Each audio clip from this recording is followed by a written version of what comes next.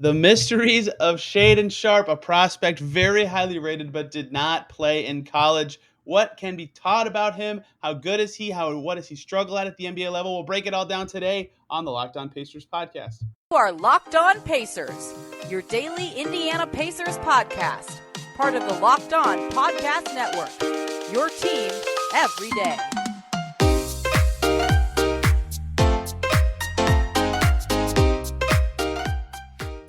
Welcome in to another edition of the Locked On Pacers podcast, where we, of course, talk about the Indiana Pacers. As always, my name's Tony East. I cover the team for Forbes and the Westside Community News. And today, we're getting super close to the lottery. Pacers have their highest pick in 3 decades. Got to continue to break down these top prospects in the 2022 NBA Draft. And today, we're talking Shaedon Sharpe, who I want to say from Kentucky, but that doesn't sound accurate because he did not play a game at Kentucky. He was on Kentucky's campus, I suppose, is the best way to describe him. Joining me to talk about Shaedon Sharpe, an enigma in my mind, because I have a lot of trouble finding good film of Shaedon Sharpe.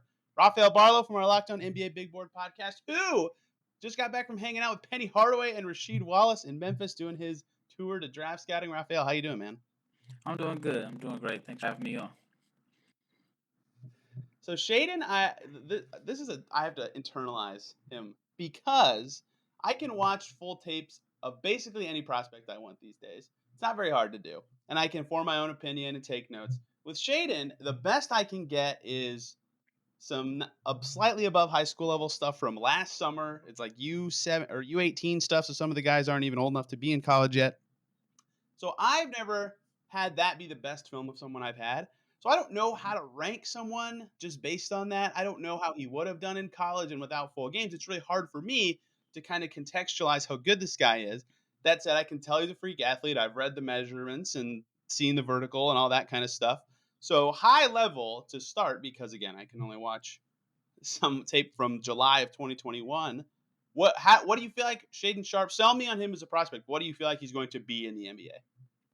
Well, first of all, you have about the same access everybody else. So don't feel like you don't have a ton of tape, because at this time last year, he was a fringe top 100 player. And then he just had a strong EYBL. And I mean, as far as the footage, you've probably seen just as much as most teams. Other than I heard last year, NBA scouts were allowed to go to the Peach Jam, which is Nike EYBL. Like last year was a little bit different, and scouts were able to watch him there, which I just found out maybe about a month or so ago. But outside of that, I mean, there's not a lot of high level footage. I mean, it's really like a kid that made like this amazing rise over last summer, which makes him such a wild card. And I did an article on NBA Big Board where I called him the draft's biggest wild card. And I have been able to watch some of his film, but again, it's probably not much more than what you've already seen. So I just look at it like, imagine having to be a decision maker or an NBA team, and you're drafting the guy that just had like one dominant summer of high school AAU basketball. And, you know, I mean, your job could actually depend on the guy that just is inexperienced, and it's such a wild card. But I think in the way the NBA is now, people are scared this out, and I think it was smart on his camp to play this role where he allegedly graduated early and put him in this position to be in the draft, because his stock is incredibly high compared to guys that were highly touted last year that played college basketball, went to the G League, and saw their stock drop. So it's like, hey, well, he's a guaranteed top 10 pick without playing a single minute of college basketball. I mean, we have the same amount of rebounds and assists and buckets as Shaedon does. So yeah, I mean, I think it was smart on his camp's part. But like I was saying, there's really not a lot of footage out there anyway. So just thankful that I'm not the one that has to. My job is not dependent on drafting. The Uplay footage I've seen, I mean, I know that the number, I think it's 49 that's floated out there of his vert. But when you watch him in the, again, extremely limited tape that exists, someone hack in to Kentucky basketball facilities and find those blue versus white scrimmages. They've got to be somewhere. I know he played in those. I heard he played in those. I want to see that. But anyway, of And the you know stuff what? I've been able to see, go ahead. Well, I was just going to cut you off, but he came at the semester, and think about how many teams are really scrimmaging full time during the middle of the season. Guys are probably banged up, so probably not a lot of full 5-on-5 going on during the season. So I even think that part is what makes this situation even trickier. It is very tough. It is extremely tough. And again, like he's going against Dariq Whitehead in these games and some other NBA level, eventually NBA level dudes in U play and going against Team Durant and all that stuff last summer. So like it's not like the worst competition ever, but they're teenagers and the athleticism clearly pops. Like I have two screenshots I want to tweet that I have saved of 1 second apart where he's like 30 feet from the basket and his man's face guarding him, and then 1 second later his arm is above the rim for a layup with a different defender now guarding him because he just blew by a guy and jumped above the rim. What beyond or even including his athleticism, what kind of makes him, you mentioned probably a top 10 pick in this draft. What gets him into that group despite not having played a college season? Why is he such a highly rated prospect? Well, one, I mean, like you said, the athleticism. I actually had an agent that told me this a couple days ago. He has a player that plays a similar position that's in the draft. And one of the things that he said is like, my guy's workout foot is not going to look good. It looked like Sharpe was jumping off a trampoline. And my guy is athletic, but he's not on that level. So it's kind of hard to sell a team that my guy should be drafted ahead of him when only thing they're watching now is like empty workout footage in this guy. I mean, bogle stick hops. But what makes him so intriguing is he has very good positional size, and he has this advanced level of shot creation and offensive creativity, which, I mean, the NBA is already starved for wings, but for wings at that size that can create their own shot, shoot off the dribble, attack the rim, make plays above the rim, handle, and I think that's what makes him such an intriguing prospect. Yeah, the athleticism is like crazy. Like you hear about athletic prospects a lot, and you can see it. Like Jay Knive, even from an hour from here, his athleticism is well regarded. He's super quick with the ball.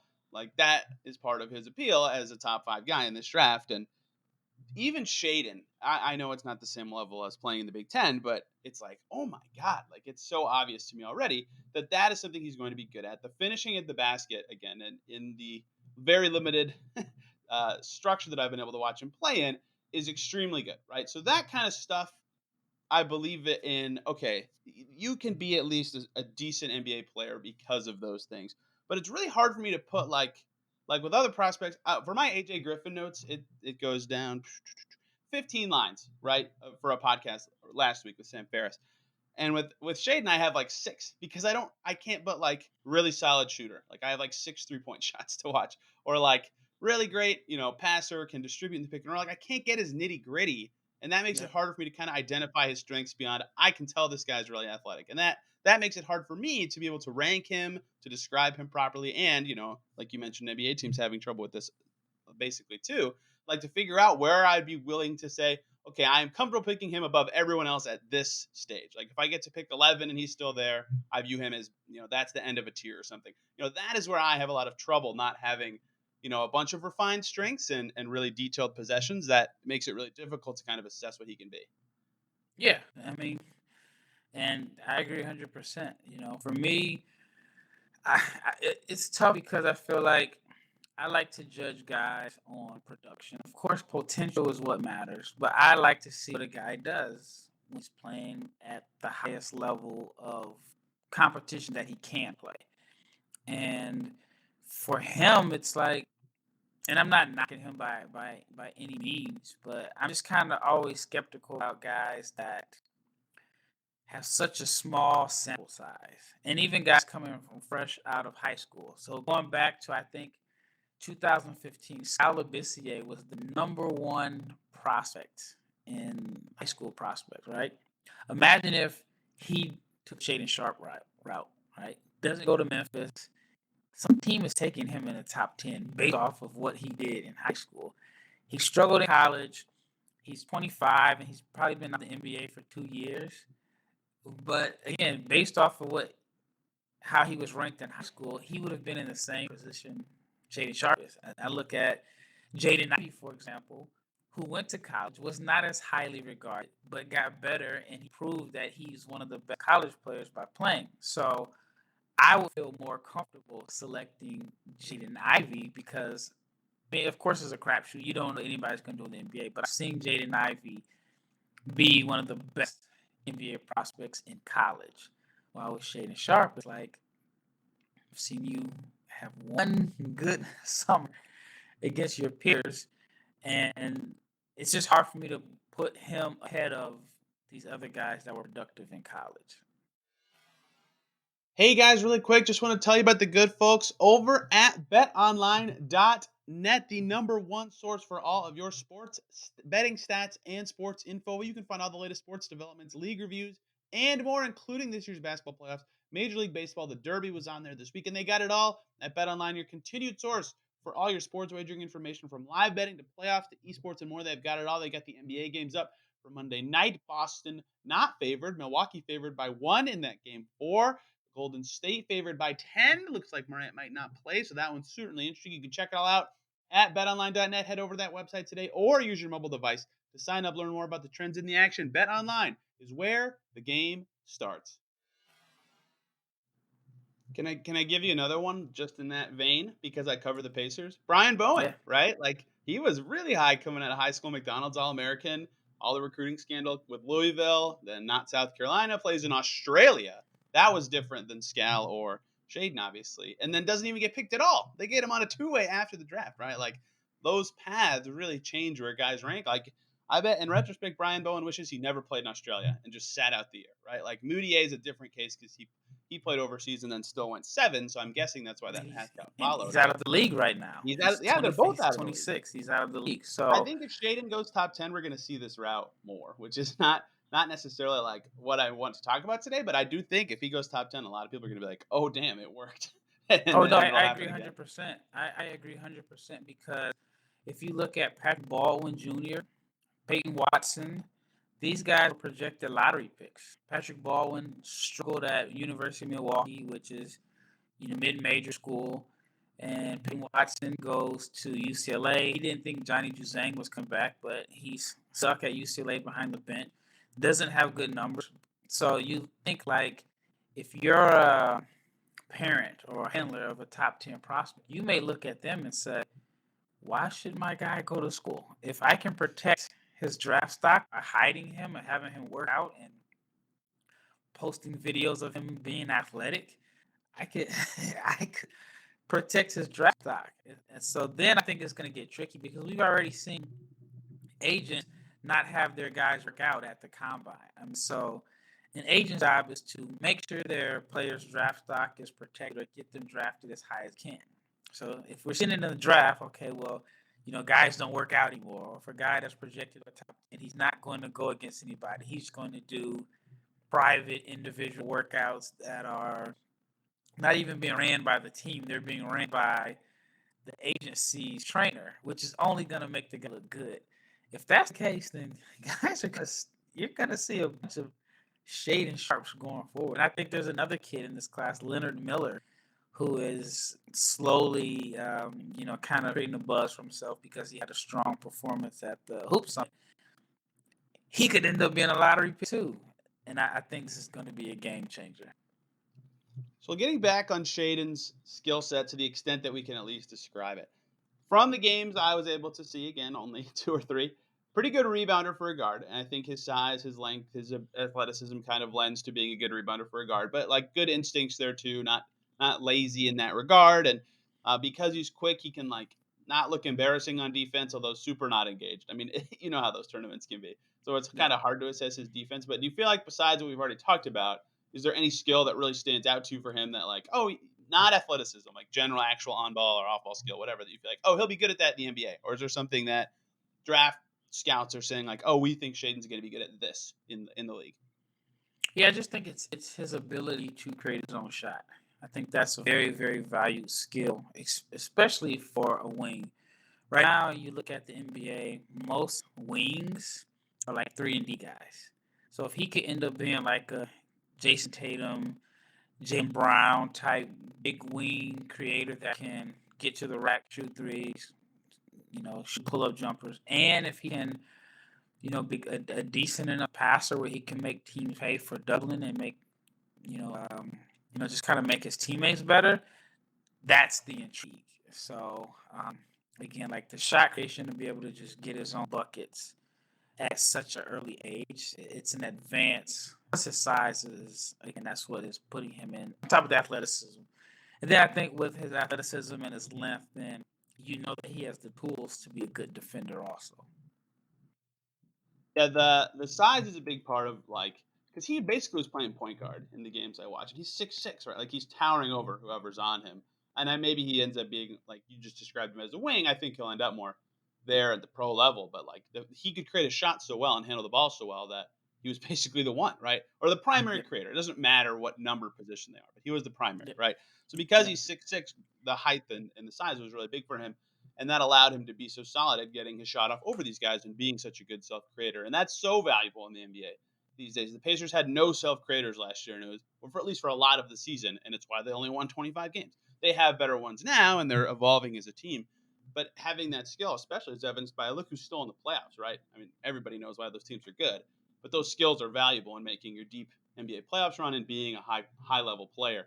Outside of Kevin Durant, like most of the elite shot creators for themselves moved on in the playoffs to some extent. His defense is impossible to evaluate. I'm kind of guessing because the athleticism lets him stay in front of guys, but AAU defense is like a joke. Like it's kind of like ISO, kick out, pass, pass.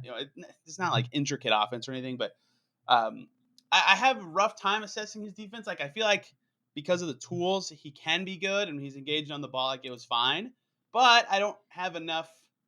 This is the I think defense is the biggest differentiator between playing in college and not, where I can't get a feel for it at all at the level he played at. Whereas even like 4 college games, it would help a ton there. Like I can't remember. I think it was Elijah Hughes, right? He went to Eastern Carolina before Syracuse. Like at Syracuse, they played all zone, and it's impossible to get a feel for their defense. And I watched his East Carolina tape to get man-to-man defense tape, even for 4 games, is really helpful, right? Like I would love that for Shaedon, just 4 games against higher level, actually engaging defense, because I have no idea how good he's going to be on that end. Do you have any sense for how you feel like he'll be as a defender at the pro level? No, no, I don't at all. Um, I can just go by physical tools and at least like on offense, that he has a competitive fire and he does have the dog in him, and you just gotta hope that it translates to the defensive end. And you figure playing AAU ball. I mean, if you're so much more talented than everybody, you probably don't have to play defense in a sense. You can just get away with it by being athletic. Like I feel like that was one of the knocks on Banchero was he doesn't really play defense, and then he took plays off on defense. Well, on the AAU level, he was bigger, stronger, faster than everybody else, and he could let guys blow by him, but he was able to block shots to the rim because of the size and athleticism. And I think like no matter what, no matter how great of a defender you are on high school AU level, it's still like a ridiculous jump to the NBA. So I imagine that it's going to be a process for him to be able to be at least an average NBA defender. I have the same concern. In general, he seems like I mean, and this could, I can't tell if this is a consequence of his situation, but given his skills, I feel like he has the widest range of outcomes of any prospect in this draft. Do you think that's a farce to say? Is that a stretch, or do you kind of agree with that as well? No, it makes sense. It really makes sense. And simply because there's just not a lot of footage to go by. Like he is totally being judged off potential, which is not much different than everybody else. But at least with a college player, you have 30 game sample size. Even if a guy like Usman Jang had a terrible start to season in Australia, but even then, he may have had 9 or 10 good games that he put together at the back end of the season, which is 9 or 10 more games than you have with Shaedon Sharpe. So I mean, I think he's like the biggest wild card. If he pans out, then some general manager is going to look great. If he doesn't, then it's going to be a situation where it's like, you could possibly lose your job because you gambled on a kid that had absolutely no film, and you know, who again, like one of my concerns is he wasn't a top 50 player last year.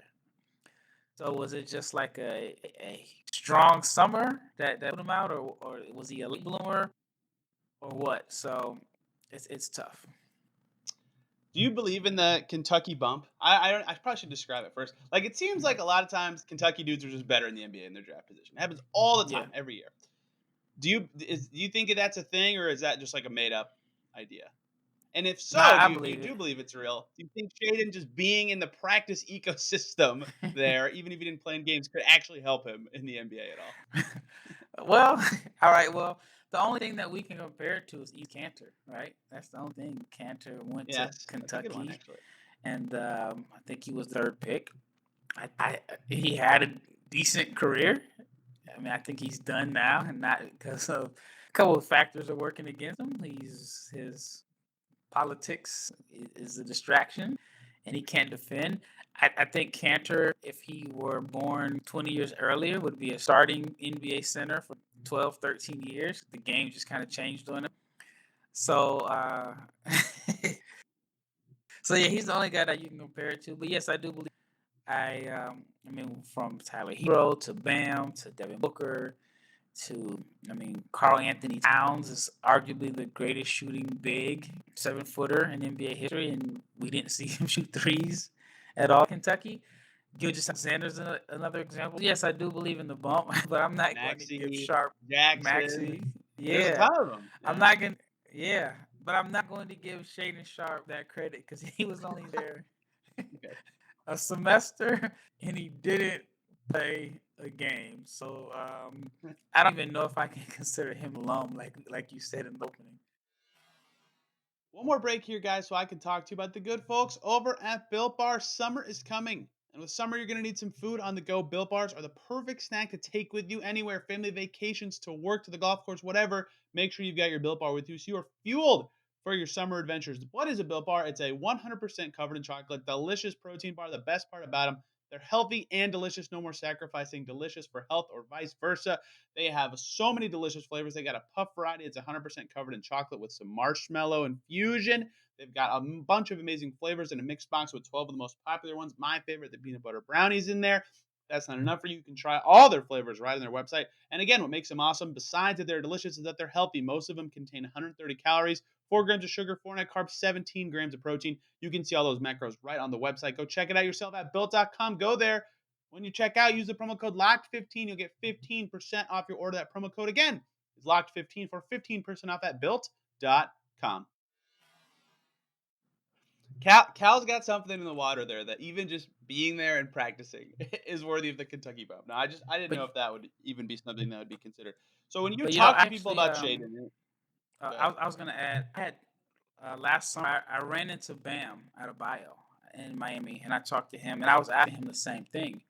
And he told me that when you go to Kentucky, you know that you're going to sacrifice. You know that you're going to play with a bunch of guys that were 5-star recruits that are just as talented as you are. So you're going to sacrifice. But what he said stood out to me was he says, all right, watch what guys do at Kentucky, but then watch their high school film because their high school film is going to show you what they're capable of that they weren't able to showcase at Kentucky. So he told me that the passing and the ball handling and the decision making that you see now in Miami was always there if you looked at his high school tape. But at Kentucky, he wasn't able to show that. He was just kind of put in a box as a roller, energy guy, a rebounder. And so that really made a sense to me about the Kentucky bump. But if you notice, like the last few years, they haven't had like five, the top recruiting classes like they did 3 or 4 Right. years ago. So again, that still makes it kind of difficult because we've seen what Shaedon has done in AAU. We don't have the Kentucky film to see if how he would fit in a role playing with other better players also. I think that's really important.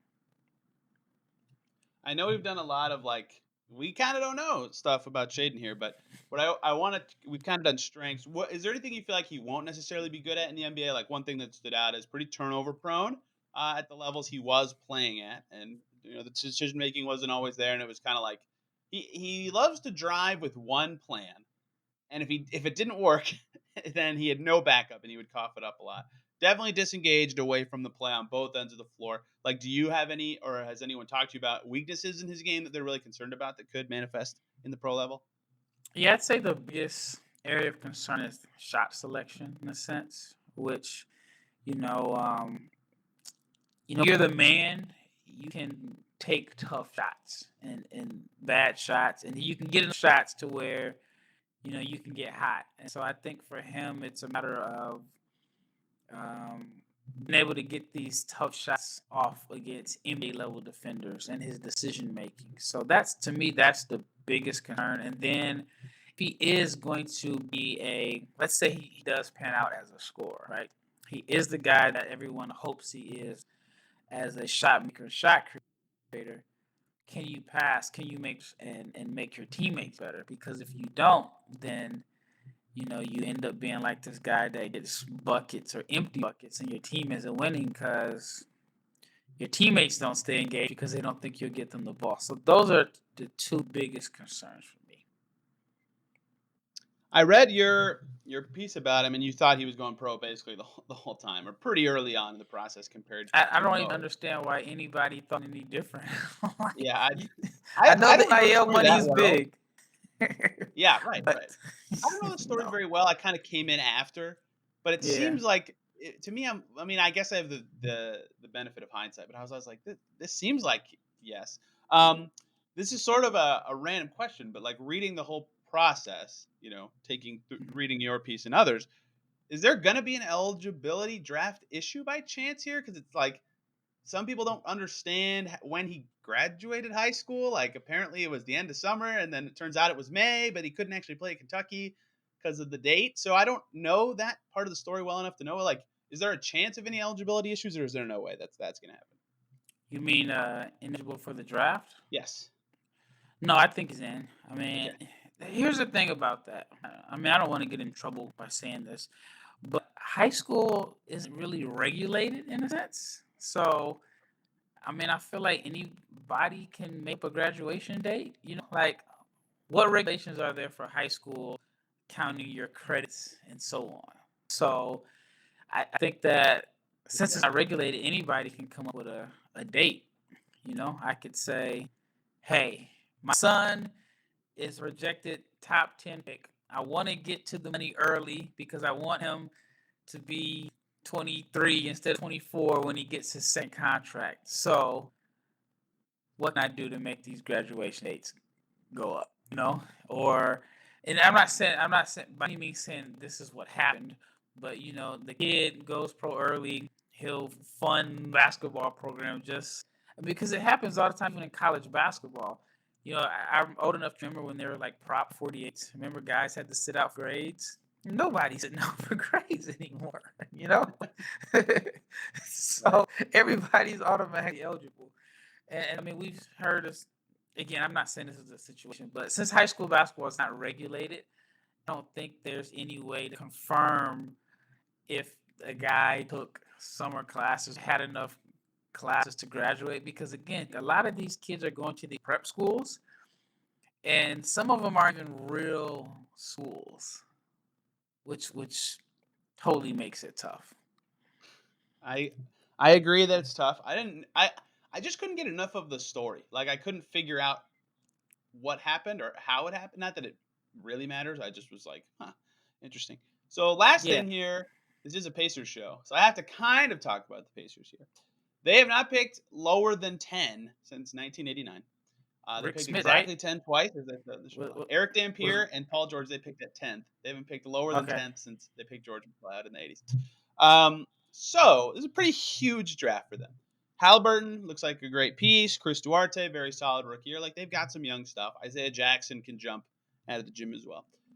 I think that they should kind of consider anything. Nothing is like tied down. They don't have a perfect structure on their team in this draft. That said, I almost think for a team that might not, given their ethos, their ownership, their leadership, might not pick this high again for a super long time. I think picking Sharp is super risky, and I don't, for a team that is looking for like an established pick or like franchise changer, that doesn't seem like something they would do given kind of the track record they have in the draft. Not to say that Sharp would be a bad pick for them, but like, does that make sense? Does it seem, he doesn't seem like a very Pacersy pick given their structure and given what he kind of represents in this draft cycle. Yeah, I agree 100%. I mean, actually, I thought Rick Smith was like the last top. I guess he must have been the last top pick inside the top 5. I forgot. What year was George McLeod? Was it 90? 1990? 89? 1989, and he went 7th. Okay. And so Smith was what, 88? Yes, and he was 2nd overall. It's a shame that I remember. Or was this. he 87? I can't remember. Yeah, he was 88 and he was 2nd, and then McLeod, and then they've been 10 or higher every draft since.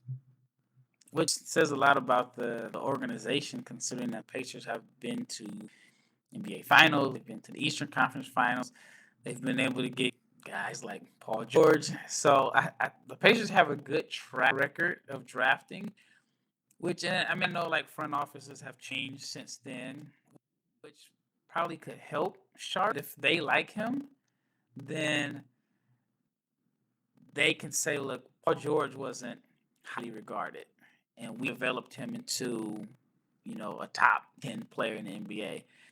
If we get a guy like Sharpe and we put him under the same development program, that's the same type of work ethic, and Sharpe is definitely more advanced than Paul George was at the same time, then you may have your franchise guy. So on one hand, I think it's risky for every team, but I think the Pacers have a good track record of developing guys.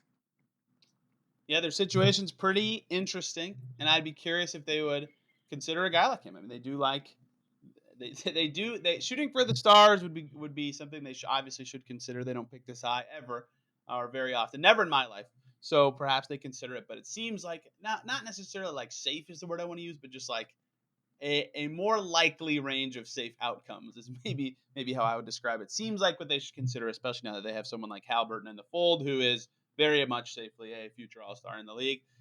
Rafael, thank you for the time. Much appreciated. Diving into Shaedon is very hard, given the information out there. So thank you for helping me cut through the noise and kind of discuss who he is as a prospect. Where can people follow you and all your stuff? Because Pacers fans are dying for draft content these days. Well, shout out to you for making the attempt to, dig into to Sharpe's film, because like you've been saying, it's difficult. You can't just go on YouTube, or I mean, you're gonna have to do some work. So shout out to you for putting in the work to do a deep dive on Shaedon Sharpe. But you find me on Twitter, Barlowe 500, and then I have taken over for Chat Ford at NBA Big Board, and for that opportunity. I mean, Chet's kind of like a legend in the whole draft space, and out of all the people in the world covering the draft, he selected me, so that means a lot. And you can find me on NBABigBoard.com. It is a newsletter right now. I mean, there's free subscriptions, but it's like $7 a month, $50 for the year. And my goal is to put out the absolute best NBA draft content. I've been going from workout to workout, doing interviews and podcasts, and I'm fortunate enough to where I can create my own content. So if I go to an interview or a workout, I'm bringing my camera and I'm getting footage of guys working out and doing interviews. So if you want some background on different players, hopefully I can get all the guys that predicted in the first round. So NBABigBoard.com is where you can find me at. Highly recommended. That again, I was talking about your Shaedon piece earlier on this show. Highly recommended for me and the podcast as well, with several of our other NBA draft insiders appearing there. Sam Ferris was on here last week talking about AJ Griffin, which was also a great show. And I love me some AJ Griffin. Thank you for the time. We'll be back later with more draft preview stuff, and lottery's coming up. I got to do a lottery odds explainer for everybody because it's very confusing, and Pacers fans aren't used to having to care about the odds of jumping up in lottery. Thank you all for listening, and we will see you soon.